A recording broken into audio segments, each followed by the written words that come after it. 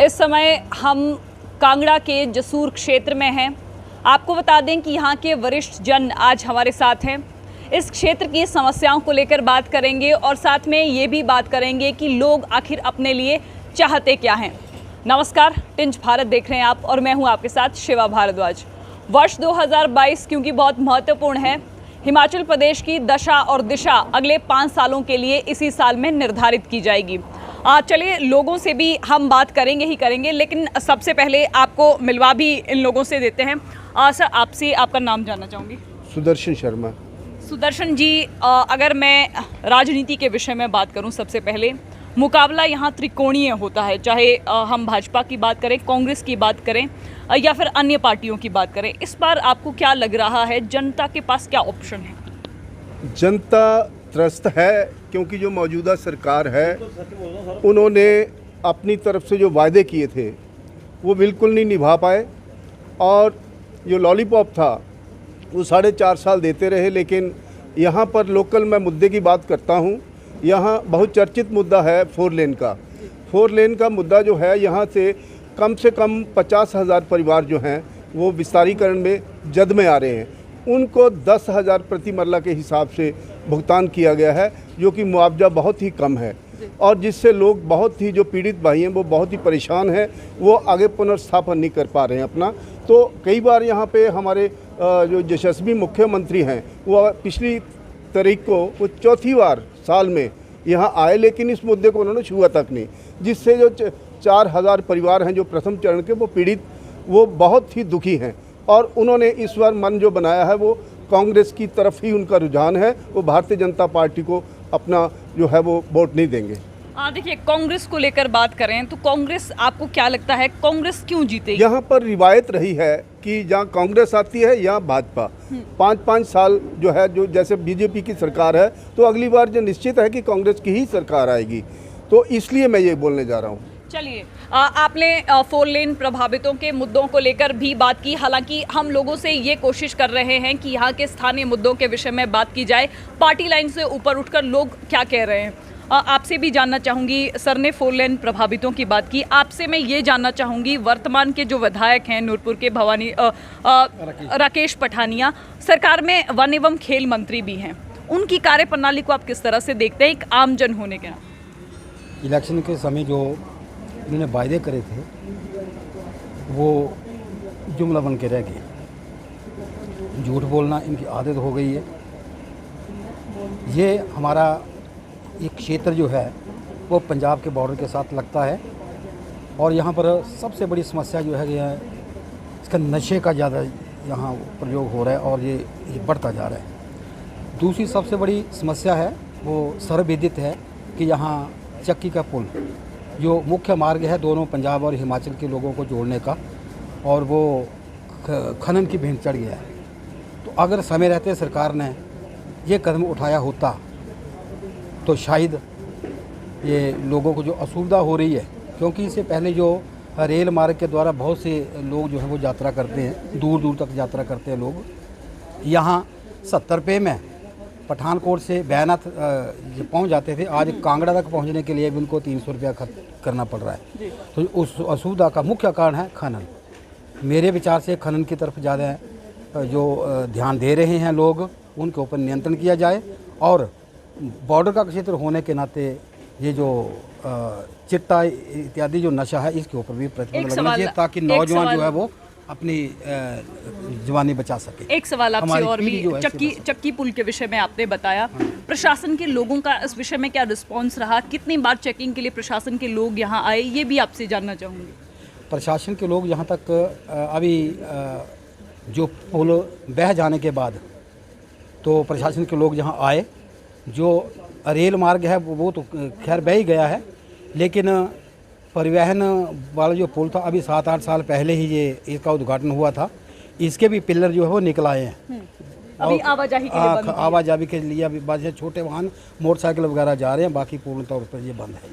चलिए, वन एवं खेल मंत्री राकेश पठानिया के विषय में भी लोग कह रहे हैं कि जो उन्होंने चुनावों के समय घोषणाएं की थी वो घोषणाएं भी अभी तक पूरी नहीं हो पाई हैं। आपसे भी जानना चाहूँगी, जिस तरह 4 लेन प्रभावितों के विषय में बता रहे हैं और चक्की पुल का बताया, आपके ध्यान में ऐसी कौन सी समस्या इस क्षेत्र की है जिसका अभी तक निदान नहीं हो पाया? मैम बात ऐसे है, जो ये हमारे सुदर्शन शर्मा जी ने जो बात कही है, ये इन्होंने बिल्कुल ठीक कही है। लेकिन उन्होंने एक बात कही है कि 5 साल के बाद परिवर्तन आता है। कहा तो इन्होंने अपने हिसाब से बिल्कुल ठीक है, लेकिन इस बार जो पोजीशन है वो बिल्कुल डिफर है। क्योंकि लोगों की जो आवाज़ है, कि यहाँ भी काफ़ी लोग बैठे हैं, मैं उनके बीच में बोल रहा हूँ, इस बार जो लोगों की आवाज़ है वो ये है कि हमने कांग्रेस वालों को भी देख लिया, हमने बीजेपी वालों को भी देख लिया, हम नया चेहरा लाएंगे। तो ये तो चेहरा इसका मतलब, हाँ जी, कोई निर्दलीय या फिर आम आदमी पार्टी हो? ये तो अब पब्लिक डिसाइड करेगी ना जी, ये तो पब्लिक डिसाइड करेगी।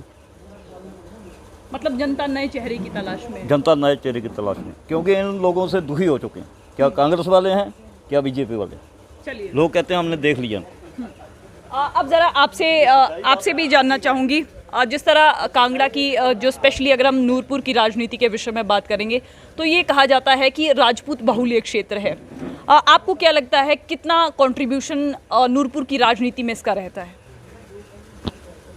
मैडम इसके बारे में मैं क्या बोलूँ, नूरपुर के बारे में ये क्या बोलते हैं कि हमारे जो लीडर हैं ना, वो झूठ के बुलंदे हैं, झूठ बोलते हैं और काम तो कुछ ही नहीं करते हैं।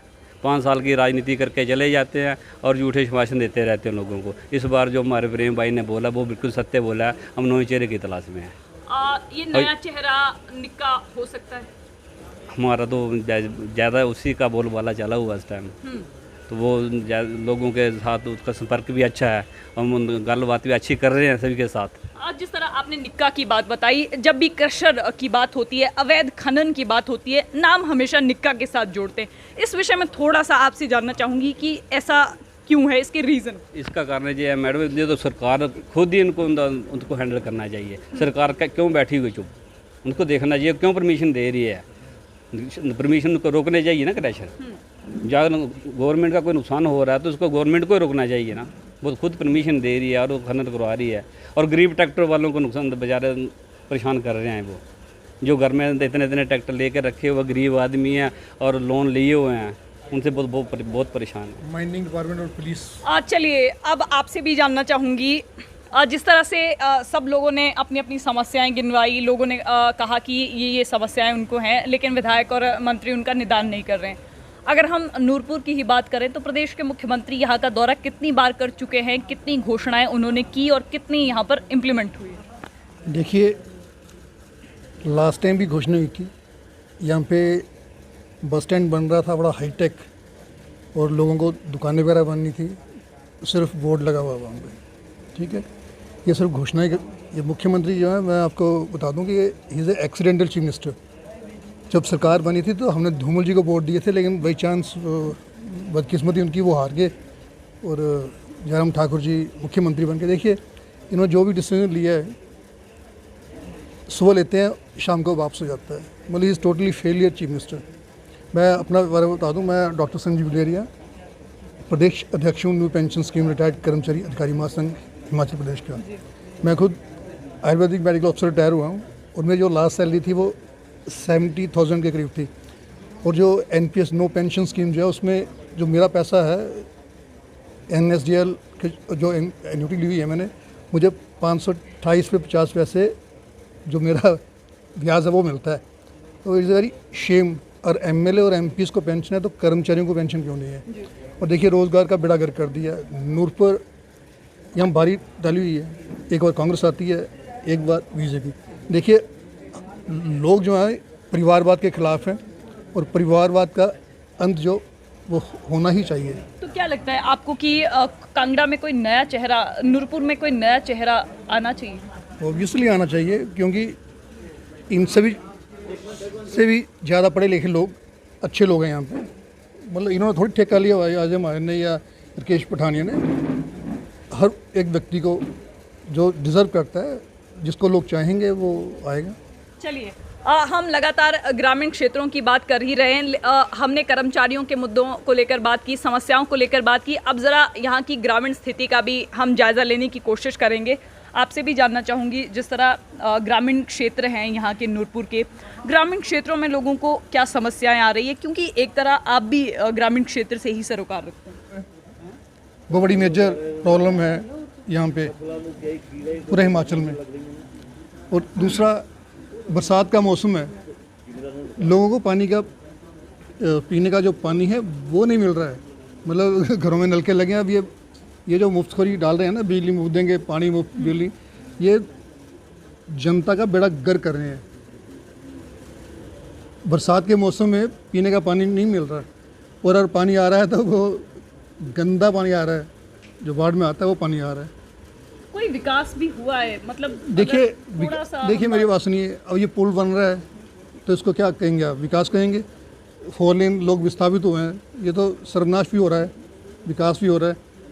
अगर लोगों के पास रोज़गार ही नहीं होगा तो उन्हें ये पुल क्या करने हैं, फ्लाईओवर क्या करने हैं? देखिए संसाधन जो हैं, अब ये लोग बोलते हैं जी मुफ्त ये देंगे वो देंगे, जब तक रोज़गार गारंटी नहीं देंगे हमारे पढ़े लिखे युवाओं को, कोई भी सरकार कुछ नहीं कर सकती। पढ़े लिखे व्यक्ति को रोज़गार तो होना चाहिए ना। आपसे भी जानना चाहूँगी, जिस तरह ग्रामीण क्षेत्र की हम बात कर रहे हैं, नूरपुर के ग्रामीण क्षेत्र में लोगों को अमूमन क्या समस्याएं आती है और जिनका शायद निदान आज तक नहीं हो पाया? अमूमन तो सड़कों की है, क्योंकि गांव में जो सड़कें हैं उनका बुरा हाल हो चुका है, और अब जो बरसाती मौसम में तो वैसे ही बुरा हाल हो चुका है। सरकार जो है वो उसकी तरफ उनका कोई ऐसा ध्यान नहीं है। वो अपने सरकार का एक ही मुद्दा है कि हमने वोट बैंक कैसे पुख्ता करना है। वो वोट बैंक के पुख्ता करने में ही अपनी घोषणाएं की जाती हैं। उन घोषणाओं को निभाने के लिए वो जब 2 महीने रह गए, 60 महीने के लिए सरकार ने उनको भेजा था, लेकिन वो 58 महीने तो चुप रहे। अब 2 महीने में घोषणाएं करने का मतलब यही है कि लोगों को प्रलोभन देकर वोट लेना है, लेकिन ऐसा नहीं होगा। चलिए, एक और भी समस्या इस समय हिमाचल प्रदेश में चल रही है और वो है पशुओं में लंपी वायरस। आपसे भी जानना चाहूँगी, लंपी वायरस को लेकर कितनी संजीदगी सरकार ने यहाँ दिखाई? मैडम, जहाँ तो सरकार ने लंपी जो पशुओं को बीमारी आई है, सरकार ने उसमें 5 पैसे का भी एक्शन नहीं लिया है। कोई उसमें कोई इंजेक्शन वगैरह नहीं, कोई दवाई वगैरह नहीं, कुछ नहीं किया है। उसमें बिल्कुल लापरवाही है, सरकार लापरवाही कर रही है।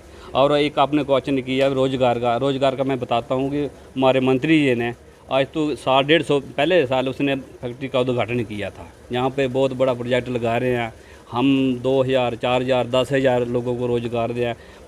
मत वो एक लोगों को बेवकूफ़ बनाने वाली बात थी। आज फिर मेरे ख्याल 3 तारीख को फिर उसने बहुत बड़ी रैली की है, लोगों को आज फिर गुमराह कर रहे हैं। हम बहुत बड़े प्रोजेक्ट लगा रहे हैं। कहाँ प्रोजेक्ट हैं, कहाँ गए वो प्रोजेक्ट? एक 5 पैसे का कोई किसी को रोज़गार नहीं, उल्टा लोगों को गुमराह कर रहे हैं। आपसे मैं इंडस्ट्रियल एरिया के विषय में पूछना चाहूँगी, क्योंकि नूरपुर स्पेशली यहाँ पे इंडस्ट्रियल एरिया काफ़ी डेवलप है। इंडस्ट्रियल एरिया के लिए यहाँ के मंत्री ने कितना कंट्रीब्यूशन किया आपकी नज़र में?